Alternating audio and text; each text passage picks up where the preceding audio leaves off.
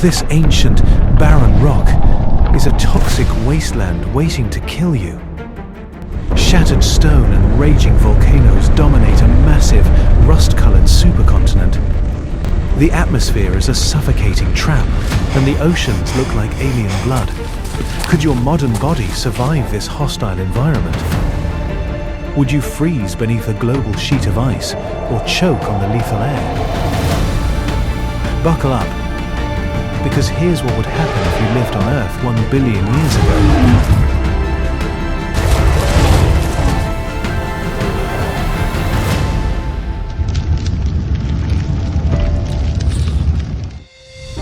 You take a deep breath.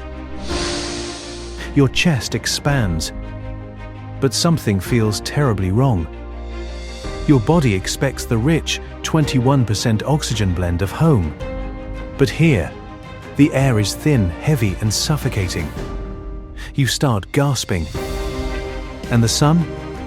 It's absolutely brutal.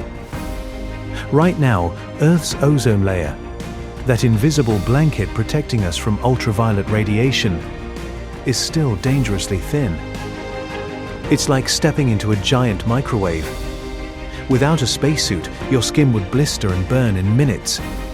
Literally. You gaze out across the landscape.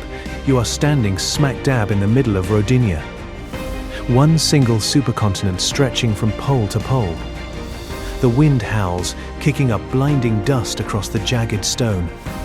No birds, no insects, just deafening silence, interrupted by the roar of distant volcanic eruptions.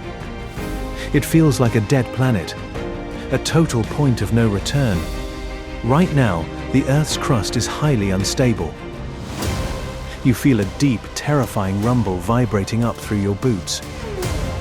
Rodinia is starting to tear itself apart. How do scientists even know what happened here? They read the past using zircon crystals.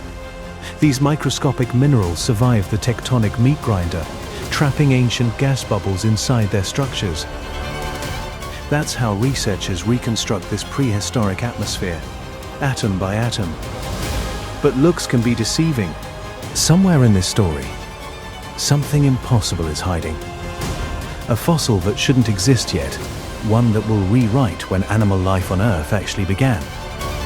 By the end of this journey, you'll see how this apparently empty planet quietly built the first blueprint for everything that follows, including you. You drag yourself to the edge of the supercontinent, desperate for relief. The coastline borders a vast global ocean called Merovia. You expect to see fish, or maybe seaweed. Instead, you see weirdly shaped rocky mounds lining the seafloor. They look like giant, slimy boulders, but they're actually stromatolites, huge colonies of cyanobacteria. They've been around for over 2 billion years, quietly pumping out a byproduct that's highly toxic to most primitive life on this planet: oxygen. For hundreds of millions of years, Earth's iron-rich oceans soaked up this gas and rusted the seafloor. Absolute capacity, so the oxygen starts flooding straight into the ocean and up into the atmosphere. For the anaerobic bacteria that thrive on methane, this is a total disaster. Oxygen is pure poison. It wipes them off the face of the Earth. But for you, it's a lifesaver. Well, sort of. The oxygen reacts with the sun's UV rays, finally thickening the ozone layer. That protective glass door is closing, shielding the planet's surface from deadly radiation. But don't get too comfortable. You feel another massive vibration. Huge fissures rip across the desert. Boiling lava spills onto the surface. Earthquakes, volcanoes, and deadly tsunamis get in on the act. The planet is forcefully evacuating its internal heat. The land masses are splitting into 8 separate pieces, ripping open a massive rift that will eventually become the Proto-Pacific Ocean. This evolutionary oxygen triumph comes with a devastating catch. As oxygen ramps up, it reacts with atmospheric methane. Methane's a super powerful greenhouse gas that's been keeping the planet warm like a heavy blanket. Oxygen breaks the methane down. The insulation is destroyed. Suddenly, Earth's thermostat plunges. You shiver, The tropical heat vanishes. A biting wind sweeps across the barren rock. Snow begins to fall on the equator. It doesn't stop. Ice caps at the poles expand rapidly, creeping further and further toward the equator. The bright white ice reflects more and more of the sun's heat back into space. This is the albedo effect. It triggers a ruthless runaway cooling loop. Fasten your seatbelts. 200 million years roll by, and you're about to feel the full weight of it. The Sturtian glaciation. The temperature drops to -60 degrees Fahrenheit. Ice sheets, a mile thick, encase the entire globe. It looks like a giant, frozen eyeball. Snowball Earth. You're standing on a frozen wasteland. No liquid water in sight. The ice stretches to the horizon. It seems impossible for life to survive under a mile of solid ice. If you were stranded here, you'd be a goner in hours. Yet somehow, life holds on. Deep beneath the crushing ice, in the pitch-black oceans, hydrothermal vents pump warm, mineral-rich water into the abyss. Around these thermal oases, primitive life clumps together, clinging to survival. They endure this frozen hellscape for tens of millions of years. And what exactly is surviving down there? Just bacteria? Well, deep inside those bacterial mounds, geologist Elizabeth Turner discovered a microscopic, worm-like network of tubes. They aren't worms. They are sponges.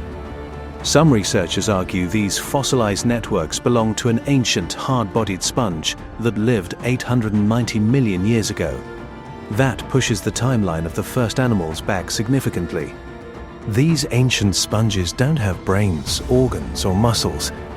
They just filter water through microscopic canals. But they're multicellular. They're animals. Smack dab in the middle of this toxic, freezing water, the very first complex animals are secretly holding their ground. Eventually, the Earth's internal engine fights back. Massive volcanoes punch through the mile-thick ice, belching millions of tons of carbon dioxide into the atmosphere. With no liquid water to absorb it, the CO2 builds up into an intense planet-wide greenhouse effect. The Great Thaw begins. You watch as the ice cracks, groans, and shatters. Massive glacial sheets slide into the newly exposed oceans, dumping millions of years of trapped nutrients straight into the water. Another 60 million years pass. We've moved into the late Neoproterozoic era. You dive into the newly thawed ocean, and the view takes your breath away. The seafloor is no longer just slimy bacterial mounds. You're swimming through a bizarre, quiet garden of creatures that look like they belong on another planet entirely. You are witnessing the Ediacaran biota. You reach out and brush your hand against a flat, oval-shaped creature resting on the sand. It's called Dickinsonia. It looks like a giant, ribbed bath mat, growing up to 4 feet long. No mouth, no eyes, no digestive tract. It just slowly creeps along the microbial slime, absorbing food directly through its soft skin. Scientists actually found ancient cholesterol molecules inside Dickinsonia fossils, proving once and for all that it was a true animal.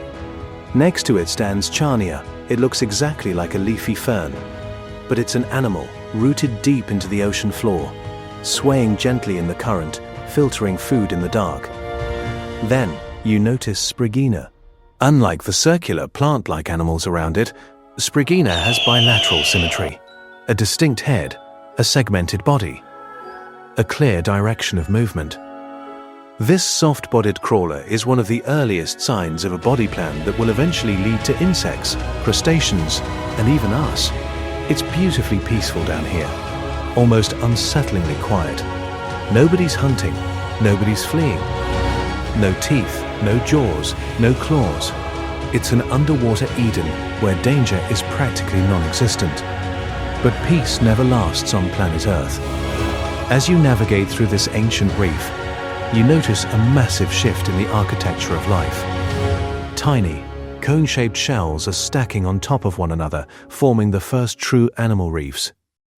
This is Cloudina. For the very first time in Earth's history, an animal is pulling calcium carbonate out of the seawater. to build a hard, protective limestone skeleton. These creatures secrete a natural cement, binding their shells into solid rock. They're the original sea architects, long before modern corals ever existed. But why the sudden need for armor?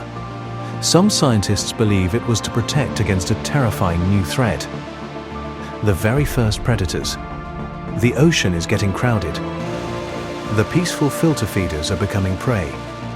Look closely at some fossilized Cloudina shells, and you'll find tiny, perfectly bored holes. That's a murder hole, the calling card of a predator drilling through the armor to eat the soft animal inside. The biological arms race has begun. Survival is no longer just about soaking up nutrients. It's about eating and avoiding being eaten. Nervous systems are getting more complex. Primitive eyes are developing, turning blind oceans into high-stakes hunting grounds. In response, life begins to armor up.